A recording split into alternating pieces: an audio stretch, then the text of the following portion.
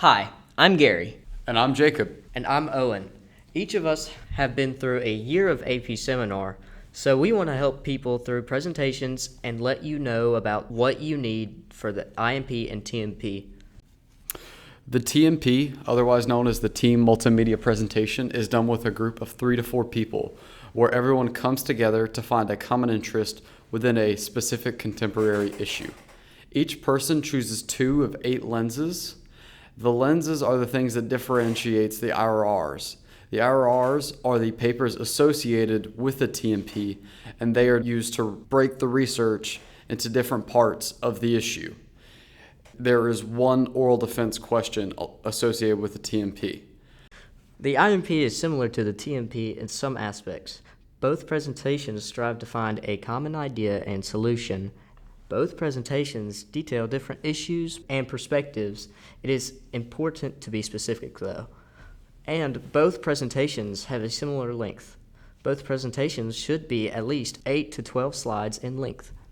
So what are the differences? The IMP requires you to work individually to find common issues and supportive evidence. Your perspective has to be based off of 2 stimulus sources viewed in class. The rest of your presentation should include 8 to 10 other stimulus sources. For both the TMP and IMP, be sure to cite all images, paraphrases, and quotes within the presentations. For the IMP, there is going to be 2 oral defense questions required after presenting. They together are going to be worth 10% of your final AP score.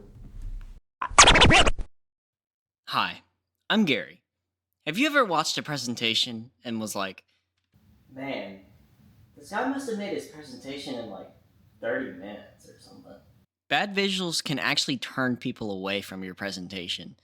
Visuals are great, on the other hand, but in AP Seminar, it's important to know that your information is 10 times more important than crazy visuals.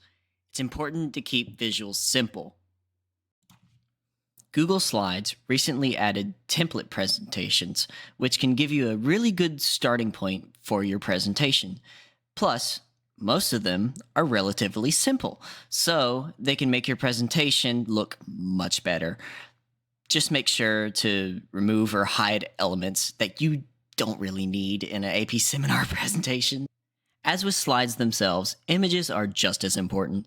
College Board's AP seminar rubric for both the TMP and the IMP actually requires images to be implemented in some way into your presentation. But me and you both know that Google Images and site blockers aren't necessarily 2 lovebirds in a tree. Google Slides actually has its own built-in image search. I feel like a lot of people know this, but there's one aspect of this that people might not know. Every image can actually be expanded to show the source of the image. A cool trick that I found with images is that you can actually add a gradient over images that can allow you to add text or whatever else that you want to add on top of that image to not clutter everything up. Fonts are just as important as images. Changing the font to anything other than Arial will make your presentation look much cleaner. And don't try changing it to, Also, make sure your fonts are legible up on the big screen, and give enough space for your text. The only thing that doesn't really need as much space is the works cited page, because it can get very cluttered with 8 to 10 sources.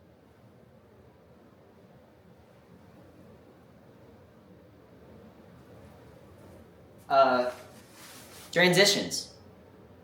Don't! It's best to add no transition to your slides. Just makes it look a lot simpler and doesn't distract people or the audience from what you're trying to present.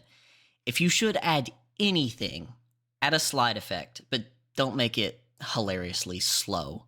To just give you some examples, here's actually a few slides from real presentations. Here's a couple examples of what you should not do.